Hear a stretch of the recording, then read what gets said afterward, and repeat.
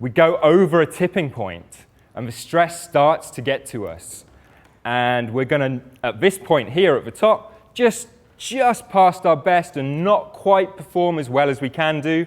If we keep going, which can be a strong tendency for some people, I know for myself, I can be sitting at the laptop writing, and I will just find myself writing and writing and writing. And after a while, what happens is I suddenly find I'm researching something completely unrelated to the subject that I'm studying. And I'll spend maybe an hour lost in that space. Whereas if I'd have gone, okay, you know, at this point, I'm starting to get distracted. Let's take a break. Let's take that 10, 15, 20 minutes and go for a walk, get some fresh air, meditate, take it easy.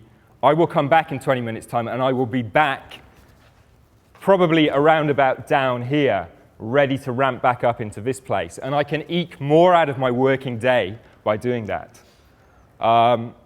Some people, unfortunately, continue way past this into a state where they've run themselves down into the ground and are unable to perform anywhere near optimally. In fact, they may well be making themselves sick, opening themselves up to catching bugs, flus, and generally being unwell and not at their best. So what I would encourage you to do is to stay in this zone around about here. And when you find yourself peaking over there, do the kind thing for yourself. Bring yourself back down to here and ramp back up again. Manifestations of stress.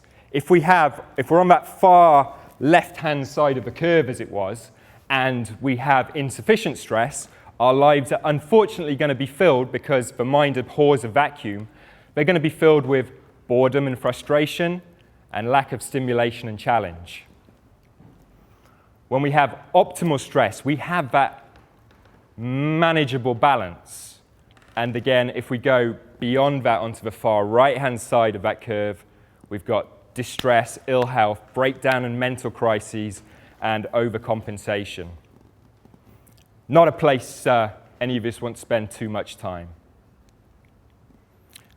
Some of the symptoms of stress up there, I'm sure everybody can relate to at least a few in there. The solutions.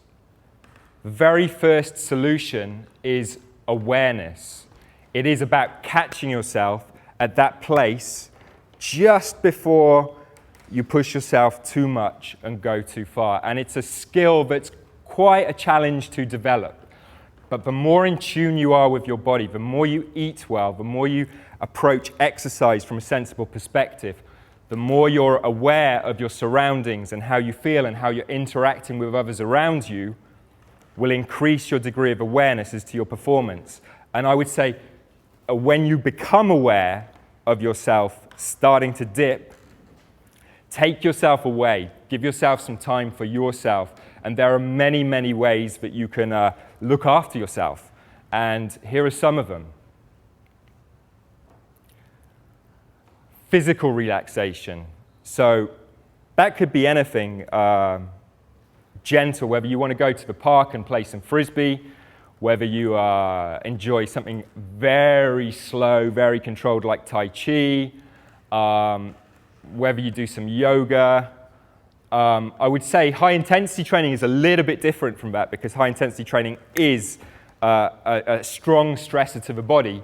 What it will do, high-intensity training, we'll talk a little bit more about that later, is create a hormonal balance in you over time, so long as you don't overtrain, where you'll actually have more energy and more in the muscles to give.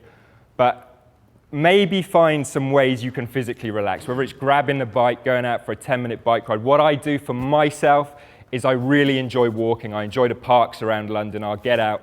If I have 20 minutes, I'll take a 20-minute walk and just observe nature. I'll breathe. I'll observe people around me. And I'll let all thoughts go out of my head relating to work and any areas of my life that may be causing me stress. There are times when it's just essential to switch off. Breathing techniques we'll go on to.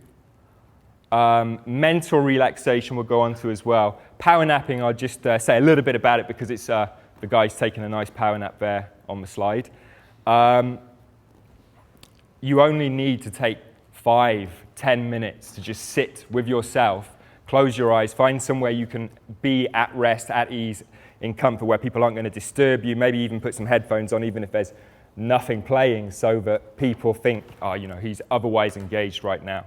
Close your eyes and just take that time. A 10 minutes power nap in the mid-afternoon for me, or a meditation, means that I can be as productive in the afternoon as I was in the morning. It really does prolong my working efficiency and effectiveness by about 2, maybe even 3 hours. And it can only be 10 to 20 minutes of rest.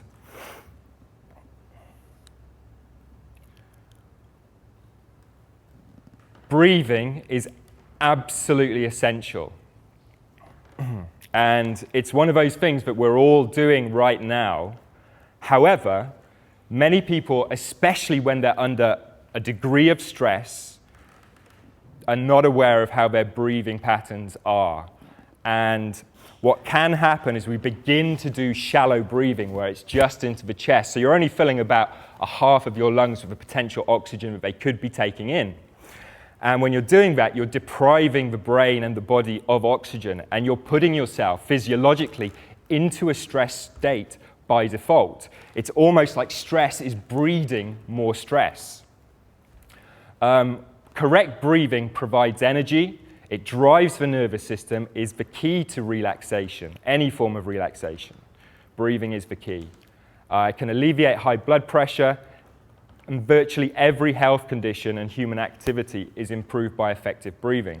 So if we don't know how to breathe properly, or can I just get a show of hands as to people who have been aware of their breathing or are aware of their breathing, or people who have never given that a consideration? Okay, that's great to see. Quite a few hands going up there. And the key to breathing effectively is to breathe down into the belly. You're obviously not breathing into the stomach, you're breathing down into the deep lungs. But what ought to happen when you're breathing correctly, if I put my hands here, is the stomach expands. Often what you'll see with people who are in a stress state is they're breathing, and when they breathe in, the chest goes out, but they're not breathing right down here. When you breathe correctly, the stomach will relax and allow more space for the lungs to take in a greater amount of oxygen.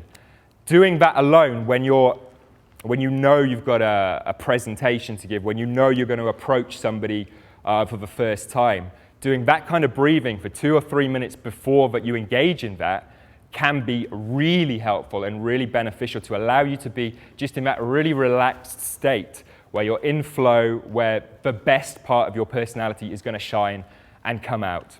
And you'll just get to enjoy that experience more by doing that.